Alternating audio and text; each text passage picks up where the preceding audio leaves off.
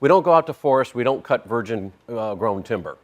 We like to take the stuff, unfortunately it's got nails and clothesline hooks, but that stuff that comes out of yards, which has been used, whether it's a shade tree or simply in the yard, taking that and extracting what we can out of it in usable material before it gets turned into firewood or chips or even left to rot, that kind of stuff. That's what I would call urban timber harvesting, making use of a byproduct, if you will. Another really important factor in doing all this is all the lumber that we have around here that comes out of that, okay, has traveled, I'm going to guess most of the lumber I have here has traveled under 30 miles from where it was grown to where it's being used right now or being processed, and probably included to where it's going. So there's very little transportation, there's very little trucking, there's very little fuel used in moving this material from where it's grown to where an end product will be used. And that's an important factor, as opposed to going to a box store and buying something that might have traveled 12, 15, 1,800 miles to get to you so that you can use it for something.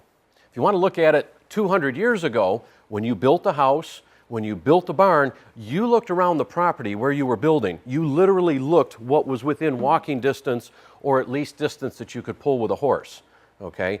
So in that aspect, it was local timber. That's what you built with. In our time, as we look at it right now with cities and such, urban timber is still local, right? It's still that stuff around you. But in between that 200 years ago and right now, we got into mass producing, economical transportation, all these things that made it easy to cut down trees in Washington or Oregon, make stuff out of it, and have it shipped across the country to us. One of the benefits of using it local is it's grown here, it's processed here, and it's used here. And especially in these times when money stays local, studies have shown local products retain about 73 cents on the dollar into the local economy. The emerald ash borer is a small bug that likes to burrow in the bark and the cambium layer of trees and lay its eggs for its life cycle. And in doing that, it basically strangles the tree. If you notice the ash trees when they die, you see the tops die out first, they're dry, and they die from the top down. They're not getting the water, the sap they need at the top. That's basically the effect of how the emerald ash borer reproduces, getting into that cambium layer. The rest of the wood is in good shape. It's not like they burrow through the center, they're not like termites or ants that go in and destroy it. It's their life cycle, getting through the bark to the cambium layer and basically strangling the tree from there. Once you get under that, you've got good wood. The byproduct from where they are, the cambium layer and all that bark, everything on the outside, is currently being chipped, and that's used for fuel at a biomass plant. You can do about anything you want with this wood, whether it be flooring or furniture, railings, pen blanks. I mean, woodworkers use it, contractors use it. So if you think of wood as a product, whatever you've thought of in the past that you've used wood for or wanted to, you can still do that with the urban wood. It's not limited to anything, okay? It's not like you can or can't use it for something. What are your desires? What can you imagine? What do you want to do with it? From a black walnut staircase to cherry flooring to box elder shelving to weeping willow computer desks. I mean, let your imagination work with it. What do you want to make? What do you want to make it out of?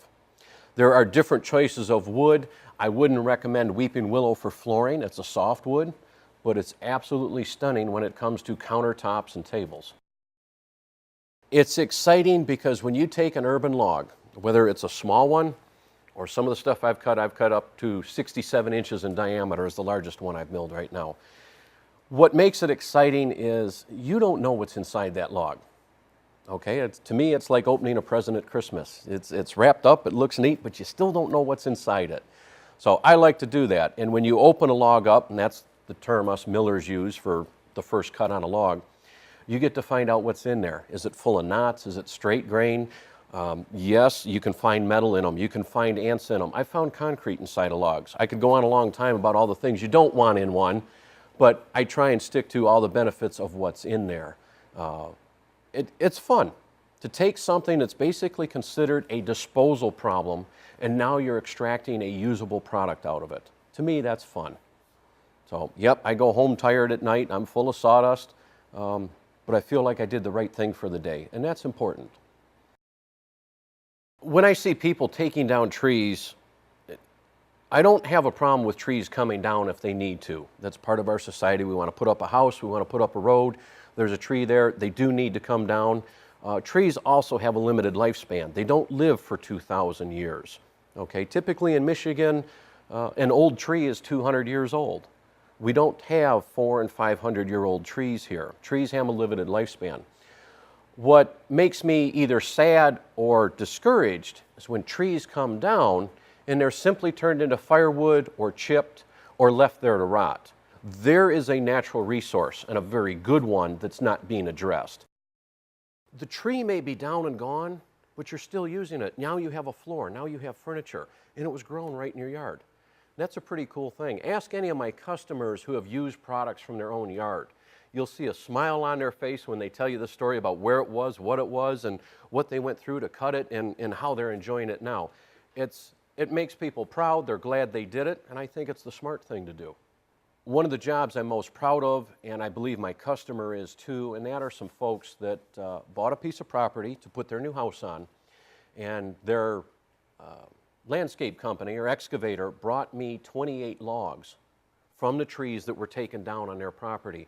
Those 28 logs were milled, dried, and turned into flooring, and they have over 3,000 square feet of flooring that was grown on their property. They can't do anything but smile and be proud of what they've done and show a floor off that's nothing short of fantastic.